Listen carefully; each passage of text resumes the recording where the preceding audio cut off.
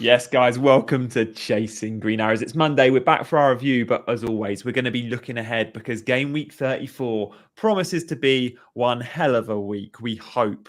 There's 5 game weeks left of the season. 3 of them are going to be double game weeks. Yes, please. Dean, how are you getting on and how's your game week? Game week, not that great. Let's have a look at what I've got. Oh dear, it's worse even than I thought, to be honest. 36 points at the moment. Yeah, not ideal, mate. Not ideal. But yeah, very weird week. Obviously, captaincy on Haaland just about worked out. But yeah, obviously, Arsenal and Liverpool bottling it a bit earlier than expected. Wasn't really foreseen. But I tell you what, I think is really interesting actually. Is the scheduling of the weekend and how it went. And I think this has an impact going forward too, because Man City went first, just knew they just had to win, right? So they could just nothing else in their head, just get the win, get it done. They do it, they go top of the league. And you start to turn it. And Liverpool, at the time of the game, I don't think there was that much thought around it either. But obviously, the fact they've been rattled in the last 2 games before that started to have an impact. They go behind again. They're always having to come from behind. They can't always do it. They don't manage to do it. And then suddenly, Arsenal are dealt with their big pressure moment of the season, right? Win this game, and it's a 2-horse race. You are knocking Liverpool out of the race today if you go and get the job done. It's between you and Man City to go win the league. Can you do it? No. And you know what? I don't like the fan response from Arsenal. I hate the fan response from Arsenal. I think it's pathetic in a way because, this team has exceeded expectations for 2 years. They've been brilliant. The Arsenal fans have loved going away games, chanting, stadiums are empty everywhere we go. And the second they go 2-0 against Aston Villa down, they're all off. Stadium's empty. Come on. This team needs you. If there's a team in the title race that needs to be loved and has an arm around it and needs a cuddle, it's going to be Arsenal, right? They were always the most likely to feel the nerves, and they seem rattled by it. Arteta will struggle with this. His brain will find it hard to compute how this has gone, and he's an intense character who will be rattled. And the Arsenal fan base are interesting too in terms of the way that they're reacting to this. And what happens next is that not only are Arsenal the last team to have played, they're the next team to play as well. They are the first ones out the 3 teams in the title race to now play. And they've got Wolves away on a Saturday night. That's a really difficult game. Molineux is a tough place to go, I always think, for the big teams. I think this game is massive. I can see them losing this one as well. And if that happens... And they lose to Bayern in the week. It's massive, isn't it? It's that week, 7 days to finish a season, really. Incredible turnaround. I've always said I expect Man City to win the league. They're the one team you can't doubt. They're the one team that have done it again and again and again. They've got the best squad. They've got the most in-depth squad. They've got the best manager, etc., etc. They were always remaining in my head the favourites to actually win this league. But it wasn't in their hands until right now. And now it is in their hands. Look, there will be a potential hiccup down the road, right? I don't know that they're necessarily going to win every game, especially as they're still in the Champions League.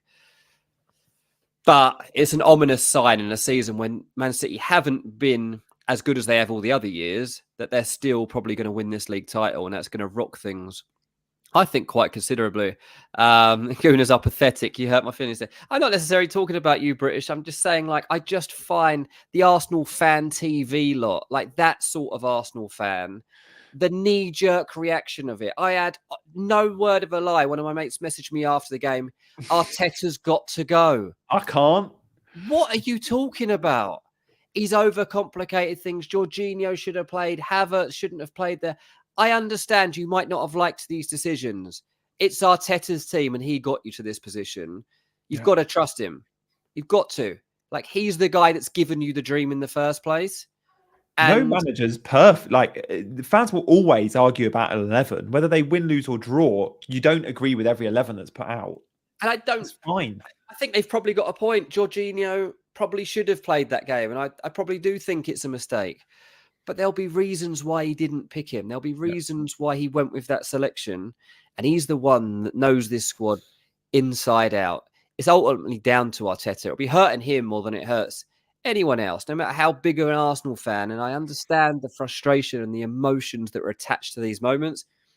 We're feeling it too, because we're all FPL players who own your players. I thought David Raya, I thought, great, I've got an Arsenal defence here, just need a goalkeeper, and it will get me through the season. This week, you see him concede 2 goals against Bayern, you see him concede 2 goals against Aston Villa. Suddenly, Gabriel and Saliba doesn't look that good. Suddenly, pointing out the fact that David Raya's shot-stopping ability is 19th out of the 20 teams in the league. Oh man, how do I read this situation?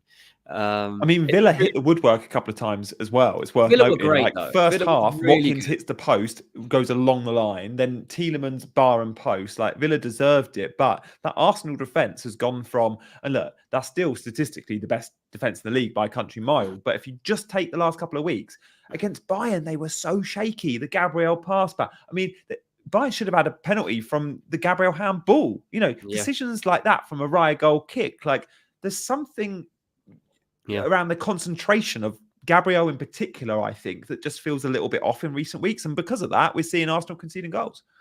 Yeah, FPL fellas just said, "Oh, I forgot Dean's a Fulham fan."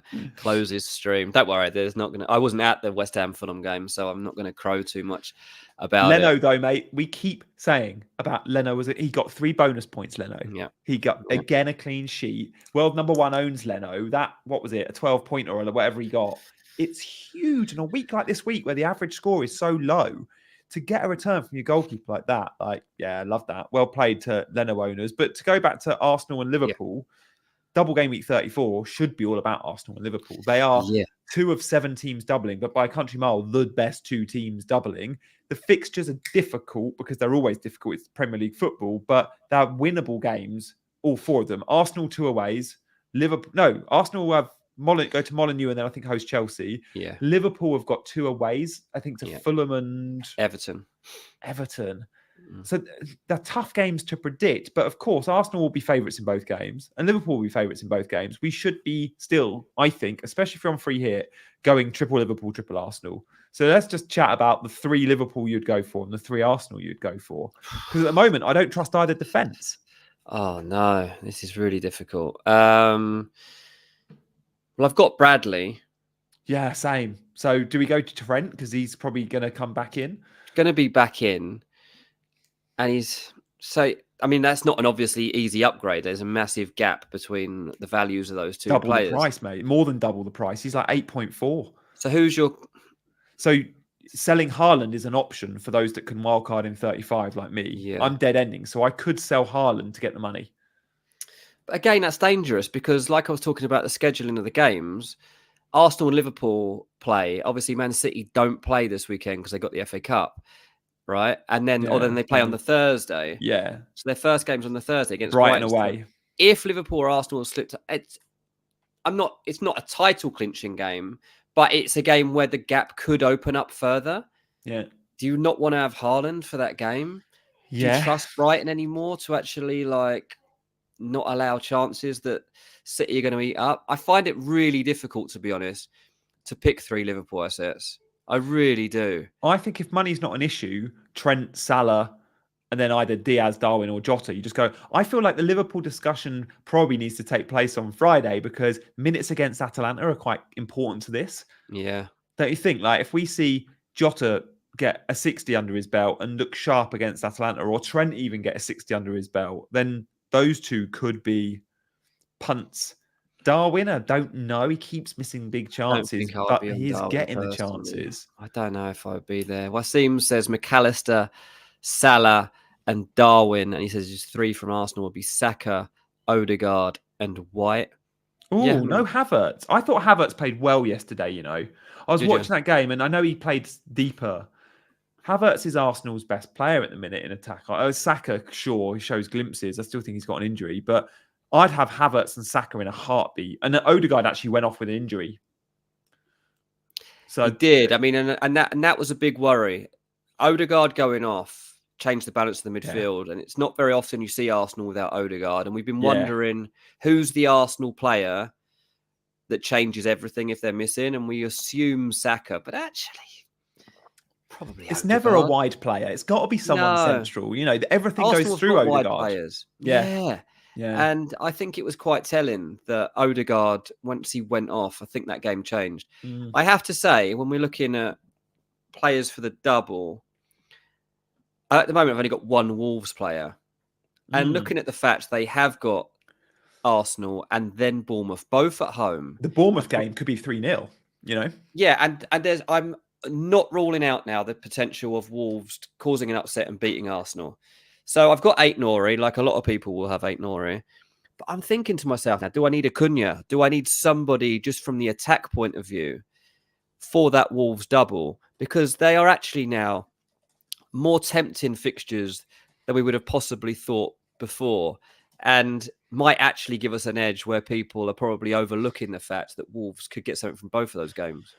Yeah, I like Wolves. Aït-Nouri was gutted when I saw Aït-Nouri weren't in the 11 this weekend. Like, he was meant to be in the squad and then I think failed a late fitness test on the Friday. So yeah, fingers crossed he's back, because I like Aït-Nouri for those fixtures too. But Cunha, obviously brilliant. I still don't know where I'm going to land in terms of transfers, because it's difficult. For those on free hit, you're going to have 3 Liverpool, 3 Arsenal. For those on free transfers, you're still going to want to try and get there. Like, I currently have Salah and Bradley. I'd want 3. I'm definitely going to have 2. And then I've got Saka and Gabriel. So I'm looking at maybe using 3 transfers this week to bring in, for example, Trent, Havertz and Luis Diaz could be an option. Right. This is a slightly old version of Ben Crennan's spreadsheet. So apologies, it starts in 30. Just ignore that. Look at it from 34 onwards. All we're looking at is the 34 doubles. Those 37 doubles, for anyone watching, have all been confirmed. And the 36 doubles actually didn't drop in 36. They dropped in 35 as confirmed. So yeah, this just shows us the doubles for in yellow. So Liverpool and Arsenal, clearly the standout teams. Bournemouth, I don't think you should be buying. 2 away fixtures. Tricky, and you've probably got Solanke, many of us already. Wolves we've spoken about. Everton, I don't know if I'd be necessarily buying, but I could see a clean sheet maybe against Forest at home. Sheffield United attackers against Burnley and Man United, I don't actually hate for a punt if you needed a 5 million option. But Crystal Palace, 2 home fixtures. They've just beaten Liverpool. They play West Ham at home, Newcastle at home. I mean, Newcastle are now looking really good, but I fancy Palace to beat West Ham to 0. We'll come off the ticker, but that's really useful to see, Dean. What do you make of the Palace double game week? Yeah, well, I actually, because I had 2 transfers from last week to use, and I was happy with my 11. But what I actually did do was I brought Joachim Andersen into my squad. Annoyingly, he was one of my highest performing players in the end, and he was at his 3rd sub. But so I've got him to come in straight away into the team. So all of my back 4 and goalkeeper do have double game weeks. Nice. Aït-Nouri, Gabriel, Bradley, obviously I might get rid of, Anderson, and David Raya in goal. I have got Zabani too. At the moment, he's on the bench. So I've got loads of double options defensively. Not all of them I'm convinced by. But Palace, they obviously they've finally got Elise and Eze together. Yes. And that's different. That changes things. They looked much more solid. Wharton had a really good game in the middle. He's useful, isn't he? He's going to be a really good signing, Wharton will be. And things kind of fell into place. It's really difficult to go 1-0 up as early as Palace did and actually see that game out. And I know Liverpool had chances. But so did Palace, though. They had opportunities. And so you look at it and you think, okay, well, there is potential here, given that Palace have got 2 home fixtures. Yeah. To be looking at their assets in terms of bringing them in for a double. And Eze and Elise are the 2 you look at straight away. Elise, 5.6 million. Eze is a 6 million option. So Eze is higher owned, but it's only 4%. Elise, 0.5% owned, 5.6 million. Both really interesting midfield options now, given that we've got this double, given that they've got a bit of hope about them. Actually, their fixtures, even beyond the double, are pretty solid. They got Fulham away, Man United at home, Wolves away, Aston Villa at home. Like, they're not even players that you would be desperate to get rid of on the back of the double either, if you could find a way to keep them. So Yeah, as well as Wolves and looking at a potential route into Cunha, that's something there. Peter says there is only one option for free hit 34 forwards. Cunha, Mateta, no worries. I mean, we got to speak about Mateta. Palace clocked. I'm just looking at the numbers up on SofaScore. 1.98 xG versus Liverpool did clock 2.8. To be fair, but 2 xG at Anfield for an opposition team, it's really good no matter who you are. So Yeah. with Elise and Eze back in the team, it's a really nice looking front three. You play and Elise and Eze are actually fairly narrow. I'm just looking at the average position map. And Mateta spearheading that attack, it means the likes of Jordan Ayew, who, yeah, they work hard, but they're rubbish. You know, Jordan Ayew's rubbish. And then you can get your wing backs. And I look at Tyreek Mitchell's average position map yesterday. Really nice because it's a back five, remember, at Palace. So again, if you are investing in the defence, Anderson's great for bonus points and just a good goal threat too. But Munoz on the right and Mitchell on the left, also worth looking at. And then you've got the midfield options of Eze and Elise. And then Mateta up top. That's just really good options all over the place for Palace for the double. If I was on free hit, I'd have at least two of them. Would you? Yeah. So I think I will consider that. I mean, I look at my team at the moment and players that I could switch out, and Garnacho potentially. I mean, obviously he's had a weird one at the weekend with Eric Ten Hag. Do you see the retweets? He's liking and retweeting stuff. Something's not right there. Something's not right. Hooked at half time as well. It's like Garnacho shouldn't be getting early subs because he's one of the better Man United players. Yeah, I mean, it's weird because actually one of the best things about Eric Ten Hag this season has actually been his use and his progress and management of younger players. Yeah. And that's one of the things that I know that Ineos have actually admired in him and actually have given them some faith in what the future could hold. But if he actually is falling out with Garnacho, then that's a major, major problem, because as soon as other clubs detect that, if you're a club like PSG, for example, if you were to see that Garnacho wasn't in a great frame of mind and you're looking to rebuild your front line, I'll be knocking on the door saying, come on in, mate, come play for us. Yeah. No, it's all going on. I don't know how United did get the draw.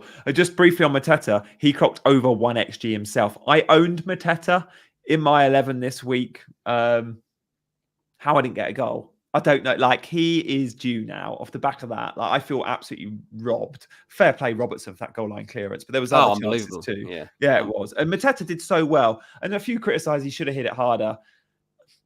I can't blame Mateta for the finish at all. I thought it was a brilliant little dink. Like, it was nice. Yeah, hit it harder, but you just don't see that one coming. I liked Mateta's execution. It seemed impossible to stop. Like, it was incredible clearance. It really was.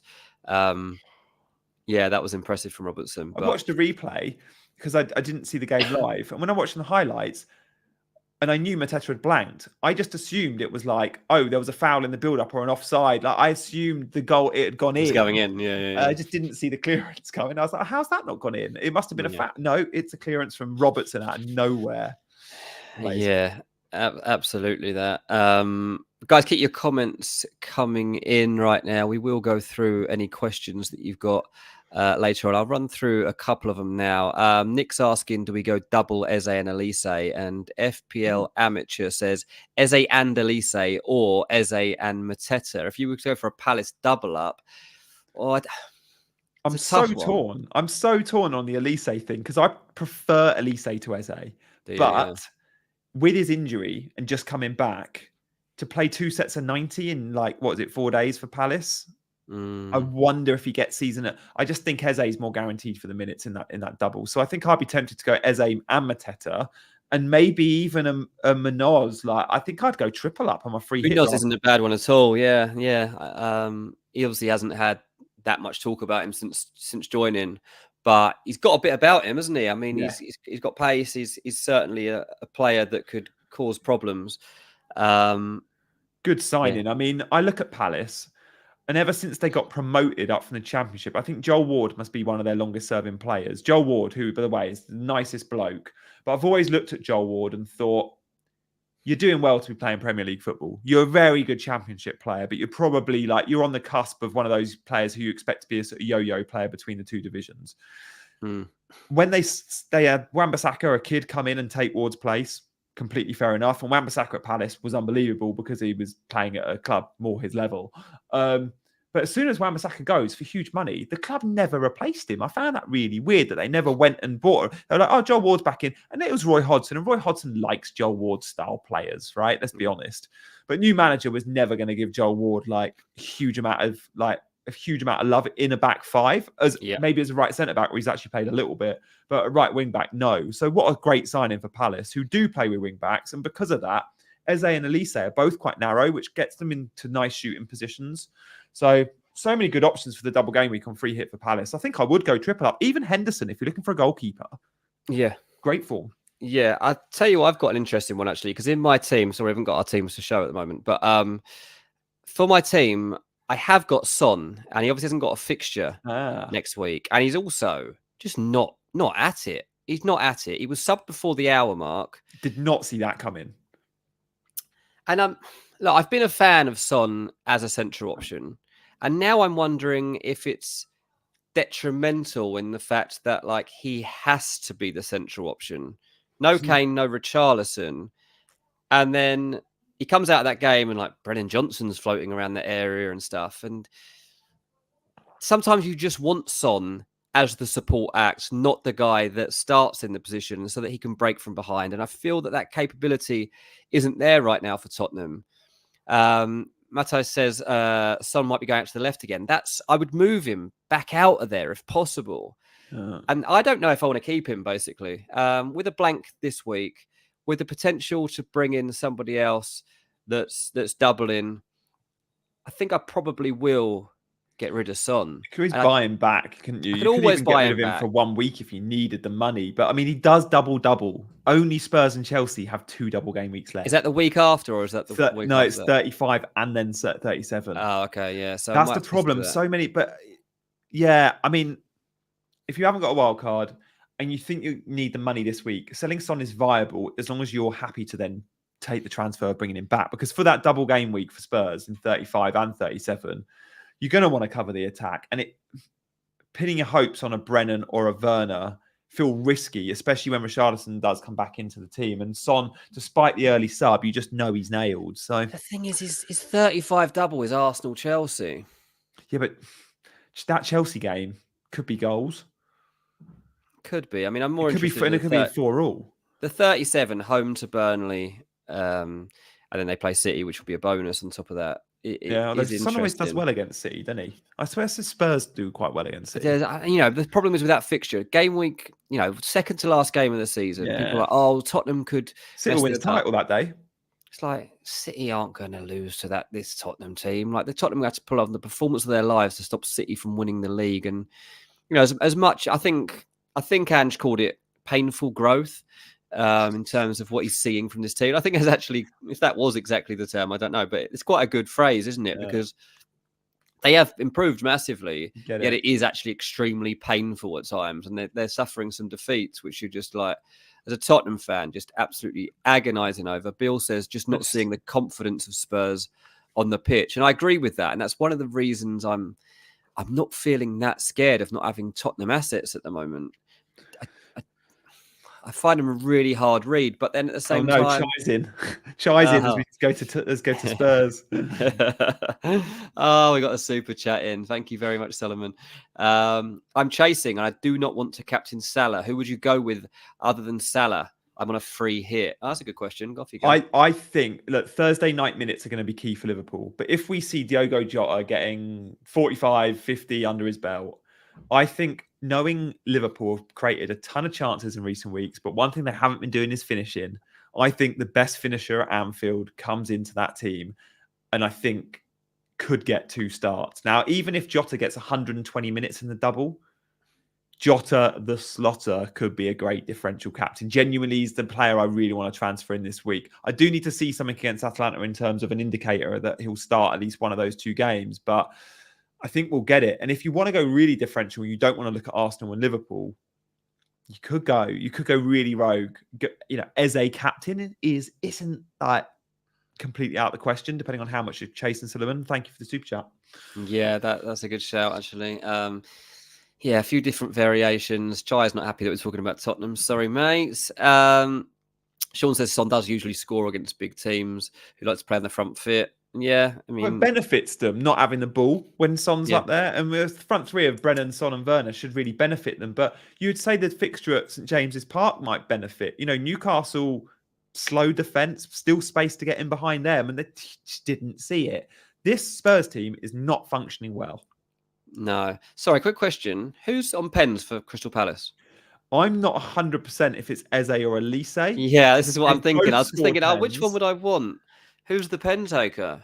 Can Anyone with someone? Palace knowledge, let us know. Yeah, I need to research that for a video I do later because I think that is that's what key. might tip it. There Yeah. must have been a pen this season where they've both been on the pitch. I know they've both scored penalties in like the last year, but I don't know if they were both on the pitch for them. Yeah. Yeah, a few of them Eze. chat saying Eze. I was just about to Yeah. say I would punt on Eze if I was. I think it's forced Eze and too. Eze. And I think that is actually quite key to that decision that we all have to make. So, here we go. Lewis said Elise only took one, but Eze had been on the pitch for about 2 minutes. Oh, so Elise has taken one when Eze's been on the pitch, but he'd come on as a sub. So yeah, in the change room before the match, we've got written on the whiteboard who's on pens. That day, Eze's on the bench. So Elise's name was on there. And they clearly just stuck with it. Nice one. I knew I could rely on our chasers. Ben's weighed in with it as well. He said the only time Elise took a pen over Eze, well, both on the pitch, was when Eze had been on the pitch for like a minute. Brilliant. Thank you, guys. That's great. Wasim says, like the video, guys. It helps with the algorithm. It allegedly does. Still haven't seen us get millions of views off one of these videos, but if you'll give it a like, maybe we will be propelled into a new stratosphere of YouTube, which we could really do with. So do give us a like, do give us a share. That would be great. Oh, Chai, here he goes. Look at him. Every fan can, you've got a point, Chai. Clearly, you've got a point. Yeah, no, I think it's fine. Here's the thing, right? What's not fine is how naive they are, Dean. The high line against Chelsea, the high line against Newcastle, it's 4-0. What are you doing? It's suicidal. And Big Ange isn't quite the genius we think he is if he's willing to chuck his team under the bus like that. Yeah. Here's a problem that they've got coming up, right? Because fifth can still get potentially Champions League football, right? Yeah, probably will. They probably still will. That's not a good thing. I don't think that's a good thing. Too much too soon. That is unnecessary for this. It's like, well, are they deserving to be in the Champions League? No, this is not a team that should be playing Champions League football. Do they deserve to finish fifth? They probably do. Yeah, they probably are the fifth best team in the Premier League. That shouldn't mean that they're playing in the Champions League next season. And I don't know what the benefit will really be for second term Ange having to do that alongside what he's got to do to improve in the Premier League. I think that's such a risk factor that has to be weighed in. Let them get to the quarterfinals of the Europa League, win some games, have some good away days. Otherwise, you're just doing a Man United. You're in the Champions League and you're not good enough for it, and you just get schooled away at Galatasaray. They're much better off in the Europa. They're much better off in the Europa League. Yeah, I would even if they qualify for the Champions League, I'd do the unprecedented move of requesting a relegation into the Europa and putting your place in the Champions League up for auction or something, or competition. I think there's a thing in this country whereby you could own a house that's like council house, whatever, and you can swap your house. You can literally just be like, I've got a 2-bed flat, but I want to live in a 1-bed house. Anyone want to swap? That's what they need to be. We've got a Champions League qualification spot, but we just want a normal Europa spot. Anyone fancy it? Yes, that's what we need. Yeah. If Aston Villa and Spurs are in the Champions next season, you could see 2 English teams going out in the groups. Be interesting. I know many watching this are obviously Premier League's their favourite league, so you'll be like, oh no, that won't happen. Well, I'll give you Newcastle and Man United this season. By the way, Farmers League Serie A is doing all right in the coefficient, and Atalanta, hello 3-0. I can't wait for that second leg. Italy's 6th best team, Atalanta, by the way, at the moment this season. 6th best. Yeah, I feel like they were probably underestimated by a few people. I mean, not that I expected them to get a 3-0 at Anfield, but you look at the squad, you look at the manager, they've got it in them. Not only can they entertain, they can pull off big results. They're a rock star. They've been great. I remember years ago, I think Pep was speaking early on in his Man City days, did they play Man City? No, maybe it wasn't. Or maybe I got that wrong. I think he was bigging up Sarri's Napoli, actually. I got that completely wrong. But the identity of that Napoli team, Atalanta team, is fun. Yeah. FPL fella, Dean, would you rather Fulham win the Conference League or finish top 4? Oh, I am expecting to have this problem coming up in the near future for Fulham. Oh,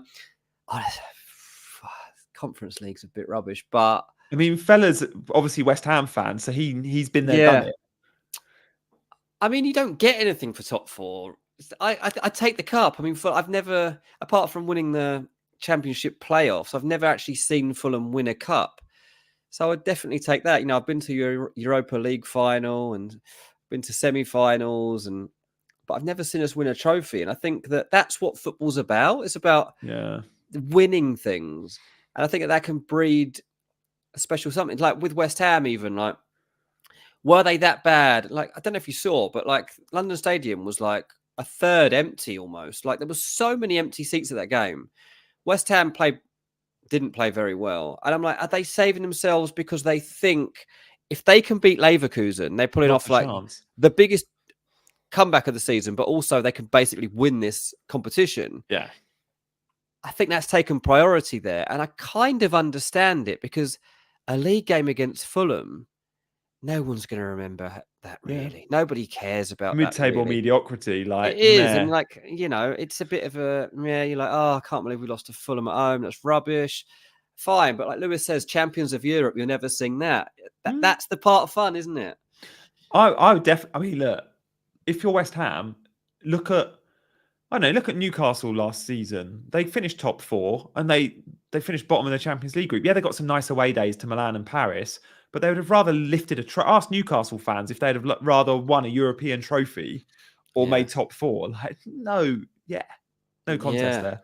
Nuclear Atoms is in the chat. Hello, mate. CH says, great to see you. Indeed it is. The Real Madrid fan, Nuclear Atoms. Yeah, you'll be having a good time. I think City do Real Madrid this week. I think Arsenal are going to lose to Bayern, and I think Real Madrid will lose to City.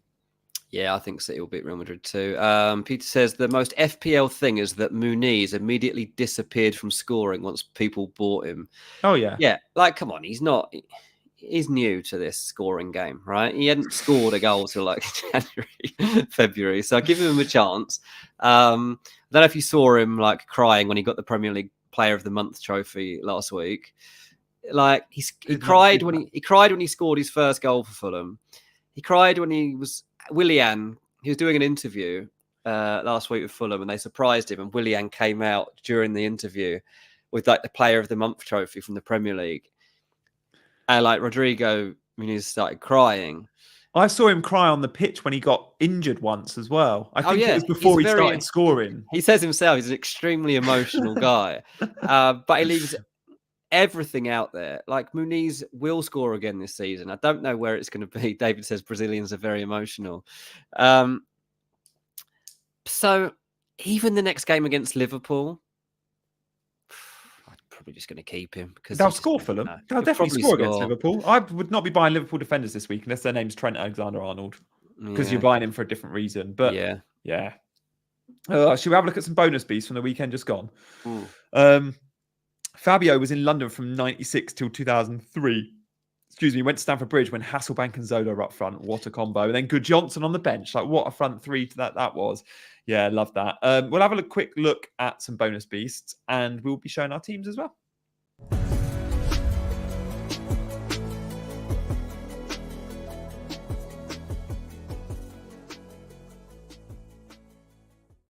Lewis is a Borough fan. He said he used to watch Muniz cry watching him. So what a turnaround.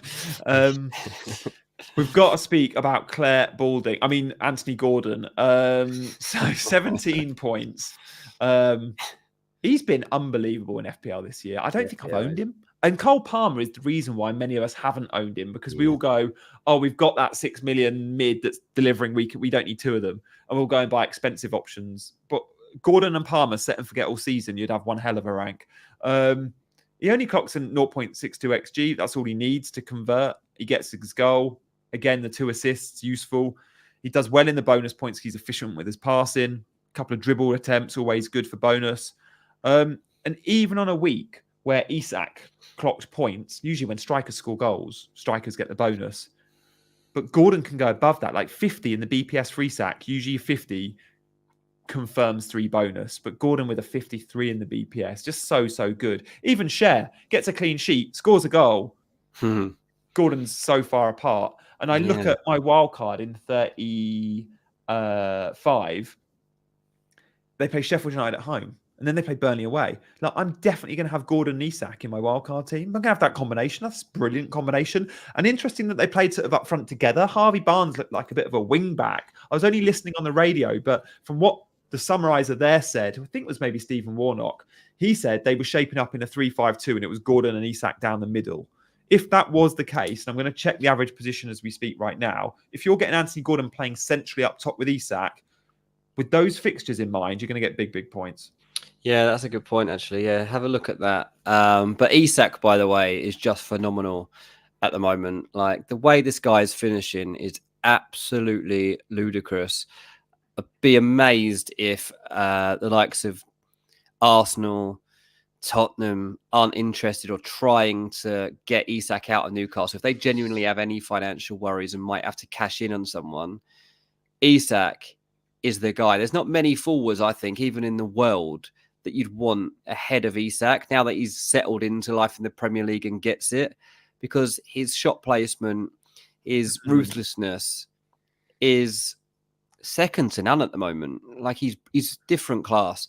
So yeah, how close have you got the map up? Have you been able to see it? Yeah, mate, it was a front two. So Anthony Gordon, you can literally see that. Oh, you can't, it's not in focus, but you can see there we go. Gordon and we'll just go full screen for a sec if we can. If we can take this off, I think we can. I'll keep my phone there because it's really useful seeing this. Literally alongside Isak. You see that? Number 23 there is Jacob Murphy. I know it's gone blurry again. Jacob Murphy and Harvey Barnes as wing backs. So Gordon central. That was funny. He's on 8 yellows, but I think the yellow card threshold will be wiped soon. I think there's got maybe one more game. So I think, again, you don't need to worry too much about that. But yeah, Isak and Gordon both brilliant. Let's have a look at our next bonus beast. And Dean, you make a great point from Isak's finishing. He's one of those players you just feel like they're never going to miss when they get the chance. Like, imagine Darwin being able to finish like Isak, the amount of goals you'd see. Absolutely. Another good finisher, to be fair to him, and I dislike Bruno more than most players in the Premier League. And with that, I'm probably a bit biased and don't often actually put him in my FPL team. There's no doubt about it. He is the one shining light at Man United at the moment, and he still finds routes to points. Whether it's a 45 lob against Liverpool or a penalty that's soft against Bournemouth, like, he just gets points. And he's playing very well at the moment. And Man United have good fixtures. I know they're losing games, but surely they win at least 2 of the next 3 versus Sheffield United, Burnley and Palace. Then they have a double game week. And the last day of the season against Brighton, by then you can maybe go for a 1-week punt elsewhere. But fixtures are good for Bruno. Yeah, it's just that price point at 8.2 for me. It's just like United are so inconsistent, so unreliable. And Bruno himself, even, when you go through his stats from this season, the points, you don't know exactly when they're going to be coming exactly. So I find that one of the reasons that I find it difficult to go there. I'm just trying to load up his points. Yeah, because like if you look over recently, so he got 15 against Bournemouth, 9 before that against Liverpool. Then he got an 8 against Chelsea. But if you were to look across the fixtures, the game we would have picked him for was the Brentford away, and he got 2 points in that one.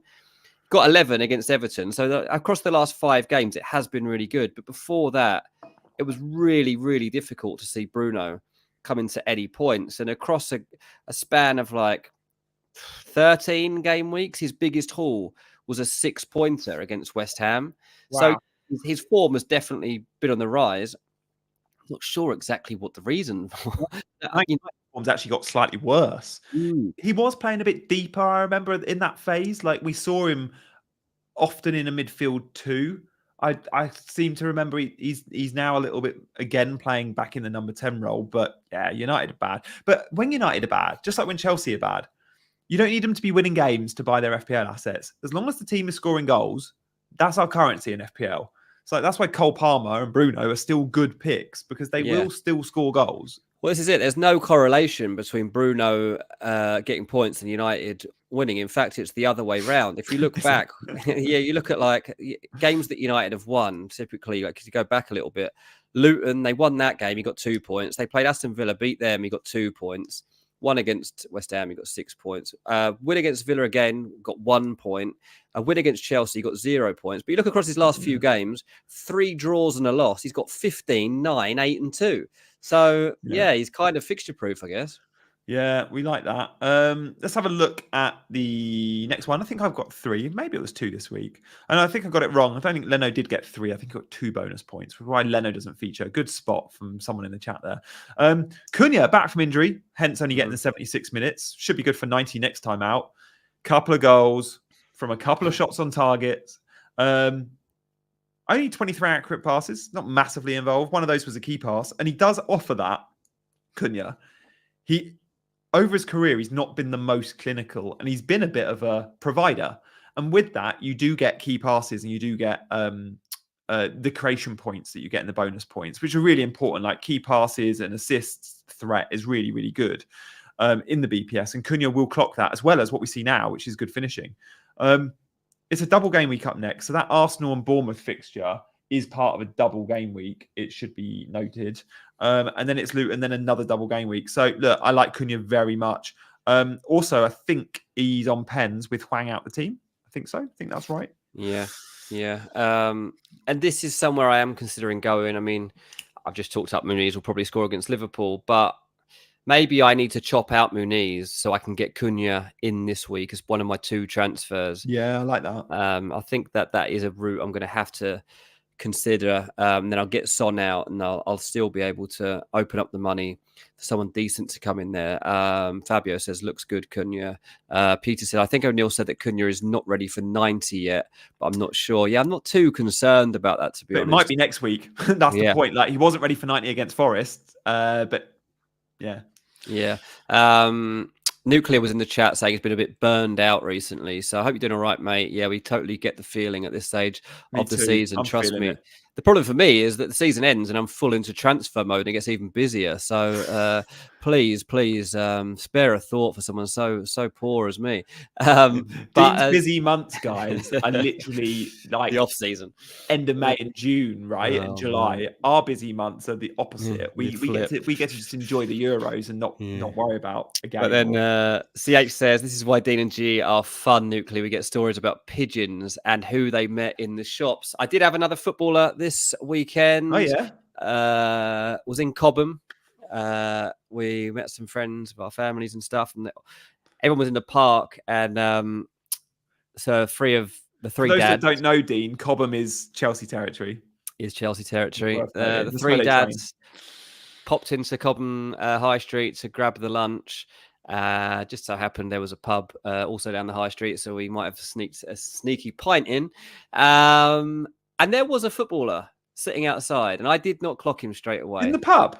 Outside the pub. He's not a current footballer. He has retired. Oh. But he was a Chelsea player. And his name is Glenn Johnson. Oh, there we go. Glenn Johnson, yes. And at my local team this weekend, Walton and Hersham, Cole Palmer and Levi Colwill were down there watching. So, that's cool. Yeah. Love that. Glenn Johnson. Very much Chelsea territory, I'm in, mate. Yeah, you really are. Glenn Johnson was on TalkSport the other day saying his player of the season will come away from Cunha. Thanks, guys. I hope you enjoy the bonus beats each week. Let us know if you do. Glenn Johnson said player of the season so far this week for him. Player of... really bizarre. Sorry, we lost you there, mate. I don't know if it was my connection or yours. Oh, sorry. So Glenn Johnson. Glenn Johnson said on TalkSport, and I know TalkSport likes the clickbaity stuff. Yeah. Glenn Johnson said his player of the season so far was Darwin Núñez. because he does something that no one else does, and he's the hardest player to play against in the Premier League. Well, maybe he does have a skill set which no one else has. This doesn't make him the best player in the Premier League, mate. Like, come on. Who do you think is the player of the year? I mean, it always goes to the guy that's best at the moment, and you ignore the first few months, and that is Foden. Like, if you go off the voting phase of early months of the year, and from December to April, Foden has been the best player, I'd say. So probably would give it Foden, you know. Yeah, I think it obviously also gets swayed by who wins the league. I mean, voting is open, but it opened a couple of weeks ago and runs till like the second to the last week of the season, I think. But typically, a lot of saying Watkins in the chat. Watkins hasn't got a chance of winning Because player he of doesn't the play year. for a fashionable club, Aston Villa Bozzy, apologies. But he's been great. 19 goals, 10 assists, and none of them are penalties. He's been amazing. He's been good, yeah, but I mean, the team that is at Villa's level won't get a look in, especially when there's been a title race as good as we've had. Because you look at Agreed. Arsenal and you could look at Rice and Odegaard. You could look at City and go Foden, Rodri at the very least. You could look at Liverpool. I don't know who I'd necessarily. McAllister recently has been amazing, but would not probably early get on. Yeah, so I don't actually know which Liverpool player I'd necessarily have in the picture, but they would definitely have contenders. Cole Palmer has had a fantastic season. And then, beyond that, you could talk about your Isak and Gordon and Watkins and players like that. But typically, it will be a player that wins the league or comes second and came very close. So that's why I would expect a City player or one of the Arsenal lads to win it. Dean, we've got to talk about this because it's been very controversial over the weekend. You might be aware that there was news that broke at 10:45 a.m. on Saturday morning that Phil Foden was starting, much to the surprise of the majority of FPL managers, myself included, who was like a Foden owner. I was fully expecting to sell Foden. We'll forget the fact I was going to buy Doku, who got 16 points, but I keep Foden, and loads bring Foden in off the back of the news. And then it turns out Foden doesn't play. Leakers say, oh, it was a last minute change. Pep comes out and actually speaks about the leak. And Pep goes, no, he's never going to play. Like, Pep was very aware of the leak. Now, on Friday, you told me, as someone that used to get team news for a big Premier League team, you would so you weren't 100% reliable every single week because you didn't necessarily want the club knowing. You were actually happy to put in a fake team lineup, or like one tweak to the 11 every now and then. Yeah, and I don't think that's what's happening with Foden? Unusual. Like, I don't know about in terms of like somebody who's leaking teams on social media for mainly FPL purposes. I don't know. As journalists, you obviously deal directly with clubs quite a lot, and you have proper interactions with them, and they'll call you out like that. You know, they'll dig into where you might be getting this from. I don't know that that's the case so much when people are doing leaks for FPL purposes, and I don't know this particular person. Was it FPL Tony? Is that the one who? No, it was actually Lazy FPL who do I was FPL going to say, newsletter. FPL Tony, I know has been pretty reliable, and I didn't actually see the leak. So it depends. If the person thought his leak was under threat, then I can totally understand why he might have done that. Yeah. To try and just push it away. And knowing Pep's spoken about it, clearly, like, a lot of looking at where it's coming from within Man City.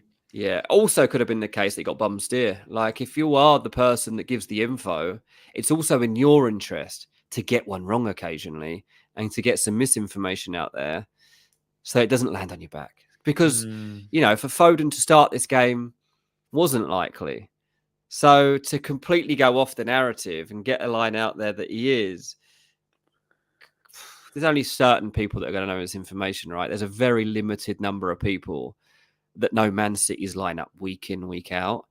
And it wouldn't take, I'd imagine, that much exploration if they were to properly put time into it to figure out who it was. Yeah. Because it's not Pep. It's not likelihood of it being like his assistant or his trusted team around him is. So there'll be someone on the fringes likely that starts getting dug into, and it's only to look into Twitter. Does he follow this person or whatever it might be, Yeah. It wouldn't surprise me if they were just looking out for their own. Maybe Pep's the leak source, says Repent. Yeah. Maybe he's just watching his own back. Maybe he's got an unbelievable relationship with FPL. Taking mind games to another level. That really wouldn't it? That would be amazing if Pep came out one day and was like, it was me. I was the leak. Well, they're good to get your insight on that, mate. As always, I did think of you and your previous with that. But yeah, shame. Look, there's a lot of gutted FPL managers out there that went and reacted to it, but you benefit. And with leaks, you just have to know it's never 100%. So there we go.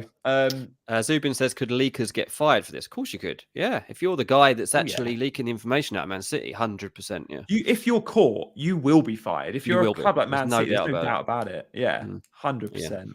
It's really, it's a massive risk these people take. And a lot of the time it is inadvertently, like it can be, there's loads of different ways to get leaks, and a common route that isn't that trustworthy that journalists would use would be like agents of players and stuff, because quite often, or family members of players or things like that, because they'll obviously hear from their person if they're playing, if what the team might be, and if they've know someone, and they'll just pass it on. It doesn't really affect them because they're not directly involved in the situation. But yeah, I mean, if you're actually within the setup and you're leaking, then obviously, your job could be on the line if you found out. Yeah.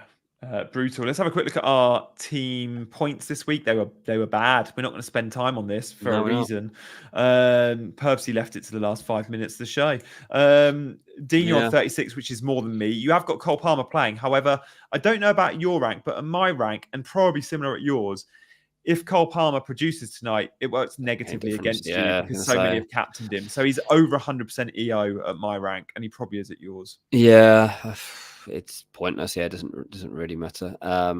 So not too fussed what happens there. Garnacho on the bench got 4, Anderson got 6, Zabani got 1. I'm not going to end up getting any of that anyway. Yeah, you get Zabani's 1 instead of 8. Zabani's 1, sorry. Yeah, sorry, I get Zabani's. It's a bit annoying. Like, I didn't really think 1-1-1. I just didn't think that Anderson would be the guy I needed at Liverpool away. It's the right bench order for you, mate. Yeah, I'm not even annoyed. I'm not even that annoyed because it's. If I had that decision to make 10 times, I'd put Anderson third sub 10 times. So it doesn't matter. A bit frustrating. Muniz not scoring at West Ham and Pereira getting both goals is slightly annoying. Son's off the boil. Yeah, it's all a bit frustrating, but luckily Solanke and Harden got some points, which got me a reasonable score given the game week. Look, there's a few out there that went differential captain on a Son or a Salah. They were massively stung, so at least we had captaincy on Haaland come in for us. I did the same. I have a quick look at my team. Fewer points than Dean. I think I'm on 33. I have Mateta coming in for Foden and Zabani coming in for. So you'll be on the same. You'll be in 30. The same back line, but your keeper got a point more than me. I did have Dubravka again on the bench. Last week, Dubravka got me 9 on the bench. And this week, Dubravka got me 6 on the bench. Now, when you care about FPL as much as I care about FPL, and when you're having low scoring weeks, I can't tell you how big that 15 points or 11 point swing on my bench was from those 2 goalkeeper returns. I'd like those 11 points. And I'd even like even more the Doku 16 points that I would have got if Foden had been confirmed. That is a killer, to be fair. That is an absolute killer. Mate, I was on Sky Sports News and I said it. Oh, mate. You've got 30 seconds to sell why you should buy Doku this week. And I did it. And then I checked my phone a minute later in the ad break and see Foden starts. I'm like, oh, great. I can roll the transfer. Just leave it. Unbelievable. Yeah, that really is. That is painful. Big Man did say Dubravka. You're quite right, Lewis. He did. And he'll remind me of that in tomorrow's show. Do tune in tomorrow at 11 a.m. So slightly earlier. That's the hour earlier than right now. Me and Big Man will be showing. I'm pretty sure. I haven't asked our producer absolutely if this is being done, but I'm sure it is. I'm pretty sure Big Man is going to be showing us a free hit draft tomorrow. So stay tuned for Big Man's free hit team in 34. That'll be 11 a.m. tomorrow UK time. Dean, lovely to chat as always. I'm not going to be streaming with you later in the week. I'm going to be off on Friday, so you're around though Friday, right? I'll be around Friday. I'll keep things together. Hopefully I have someone with me. Otherwise, it's going to be me chatting nonsense with this lot. And that's not fair. What ringer we pull in. Yeah, exactly. So be prepared, people. If it's just me, we're going to be having some fast and furious conversations about some absolute nonsense. And it'll be me giving you all the tips that might be a bit up in the air. But we'll see. We'll figure it out. Yeah, and I will be back with Big Man tomorrow. If you want to know what I'm up to on Friday and what I'm up to for the next couple of weeks, then follow me on Instagram because my stories are going to be lit with USA content. I'm very excited for my trip. Very good. There we go. Well, lovely chat as always, Dean. I will see you next week. And you guys will see Dean on Friday. You'll see me tomorrow. But for now, he's been Dean. I've been Gianni. You lot have been the amazing chasers. Hit those buttons on the way out. You know what to do. We'll see you next time.